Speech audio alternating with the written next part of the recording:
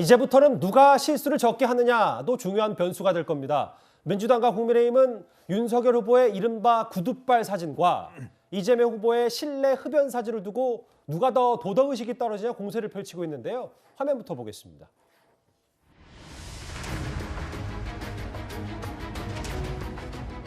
국민들께서 원하지 않는 그런 행동은 하지 않는 게 저는 맞다고 생각하고 제가 이런 부분에 대해서는 늘 더 유의해 나가도록 그렇게 생각합니다.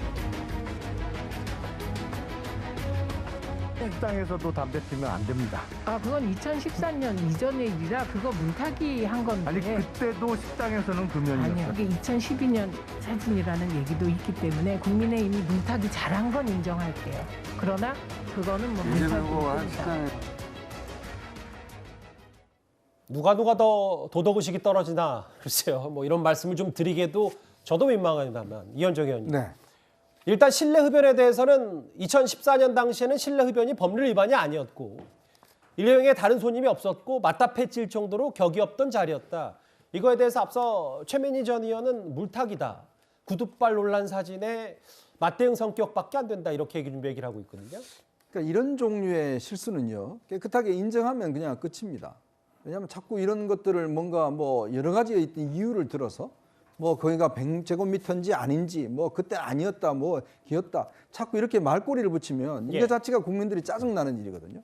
안 되는 거지 않습니까? 둘 다 마찬가지지 않습니까? 아니 저렇게 의자에 발 오는 행위도 마찬가지지만 저렇게 식당에서 담배 피우면 안 되잖아요. 다른 분들이 피해를 보지 않습니까?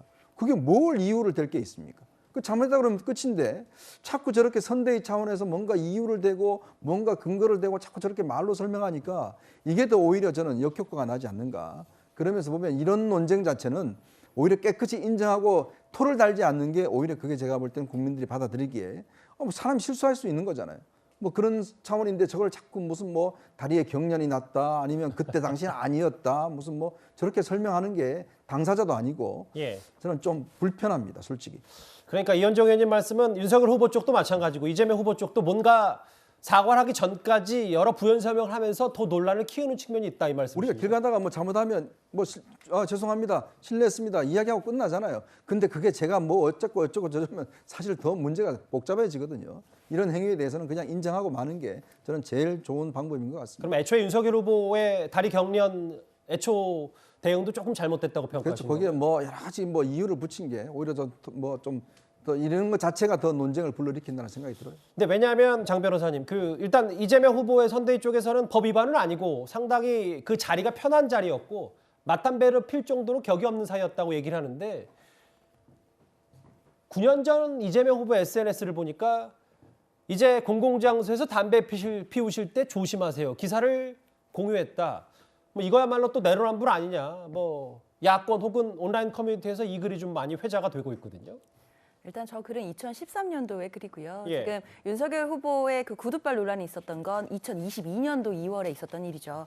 사실 정치권에서는 자꾸 이제 정치 진영 간의 다툼이 이제 격해지다 보니까 본인들 진영에 있는 일들을 이슈가 발생하면 이슈를 덮는 전략을 좀 쓰는 것 같습니다. 사실 그거는 국민들 보시기에 좀 바람직하지는 않은 것 같습니다. 그래서 본인들 진영에 일어난 일들이 있으면 그 부분에 대해서는 뭐 진정한 반성과 해명을 통해서 사과하시고 털고 가시면 되는 것이지 이제 막 9년 전 일, 뭐 8년 전 일 이런 걸 꺼내가지고 오는 것 자체는 다른 의도가 있지 않나라는 생각이 들 수도 있기 때문에 또 자꾸만 저런 또 과거의 일들을 꺼내기 시작하면 윤석열 후보 측의 그 구두발 관련된 해명 부분이 좀 구차해지거나 또는 진정성이 떨어진다고 느낄 수도 있기 때문에 오히려 윤석열 후보 측에는 별로 도움이 되진 않을 것 같습니다. 근데 장 변호사님, 제가 일부러 반대 입장에서 보면 뭐 9년 전, 8년 전 일을 꺼내는 게 과연 적절한지에 대해서 야권에서는 김웅 의원이 그러면 16년 전에 생태탕 논란은 민주당이 먼저 꺼낸 거고 20여 년 전에 김건희 씨의 유흥업소 논란도 과거 일인데 그럼 그 논란은 또 뭐냐 뭐 이렇게 얘기를 좀 하고 있어서요. 여기서 핵심은 사실 이 그 담배나 2014년대 저 글이 그냥 아무 이유 없이 나온 게 아니지 않습니까? 왜냐하면 이제 윤석열 후보의 지금 최근에 있었던 그 구두발 논란에 대응되는 개념으로 나왔기 때문에 그 부분을 문제 삼는 것입니다. 그런데요. 장외전 중에 좀 뜨거운 부분이 하나 있습니다. 이재명 선대위의 고민정 의원이 연일 반려동물 사진을 올리면서 이재명 후보 지지 선언을 하고 있는데요. 근데 여기에 이준석 대표도 가만히 있지는 않았습니다. 5번. 적 합의를 거쳐서 개식용 금지를 추진하겠습니다. 세계는 한국을 선진국으로 인정했고 세계인은 K컬처에 열광하고 있습니다. 그러나 개식용 문제는 여전히 우리가 풀어야 할 큰 숙제이고 고민입니다. 기대되네. 우리도 고양이 3마리와 강아지 4마리 키우는데 식용견이 따로 있다고 생각하세요? 식용견 따로 있나요? 토론에서 식용견 따로 있다고 했어요. 반려견 키우신 분들이 유권자 중에 꽤 많기 때문에 반려견 이슈도 대선판에 중요한 건데요. 그런데 고민정 의원이 반려동물도 이재명 후보를 지지한다. 이 SNS를 연일 올리는데 이준석 대표의 반박도 한번 볼까요?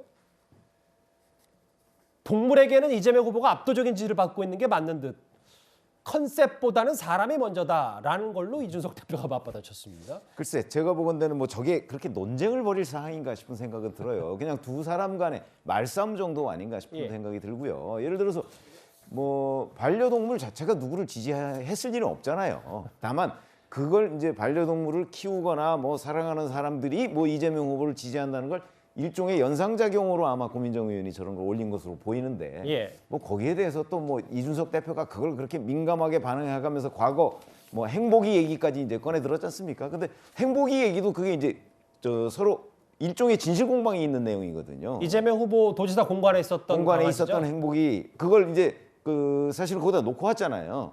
이제 그게 뭐 일부러 그런 것이냐 뭐 아니냐 뭐 이런 논란이 있는데 그것도 아직 뭐 규명이 완전히 된 건 아닙니다. 그래서 저는 뭐 저런 식의 논쟁이 뭐 앞으로도 굉장히 많겠지만 저게 과연 지금 선거운동의 본질이나 뭐 또는 이재명 후보와 윤석열 후보의 무슨 국정 운영 능력이나 이런 걸 검증하는데 무슨 도움이 될까? 그래서 그냥 가십 같은 얘기다 이렇게 생각을 합니다. 일단 저 내용 부분을 보면 태도가 안 좋아요. 그러면 컨셉보다는 사람이 먼저라고 했어야 되는데 컨셉 질이라고 하잖아요. 보통 이런 것들이 상대를 대하는 태도가 좋지 않다. 그리고 반려동물에 대한 정책 부분들은요 상당히 민감합니다. 우리가 생각하는 것보다요. 그러니까 반려동물을 키우신 분들은요 반려동물이 거의 사람처럼 생각을 해요. 그런데 이제 반려동물의 어떤 부분들에 있어서 고민정 의원이 얘기를 하고 이러면 그런 부분에 반대되는 부분이 있으면 정책적으로 맞받아쳐야지 저런 식으로 맞받아치는 것은 당대표로서 좀 적절치 않고 혹시 오해가 있을 수 있는 것들은 동물들에게는 이재명 후보가 지지를 받는다라는 표현들이 잘못하면 이재명 후보를 지지하는 분들을 폄훼할 수도 있는 오해도 있다. 저는 그렇기 때문에 이준석 대표께서 좀 말을 좀 이렇게 좀 매너 있게 하셨으면 좋겠다. 그런 말씀 드립니다. 반려견들도 이재명 후보를 지지한다는 고민정 의원의 말에 이준석 대표도 가만히 있지 않았습니다. 이 주제 장외전은 여기까지입니다. 다음 주제 배우자 얘기를 좀 해보겠습니다.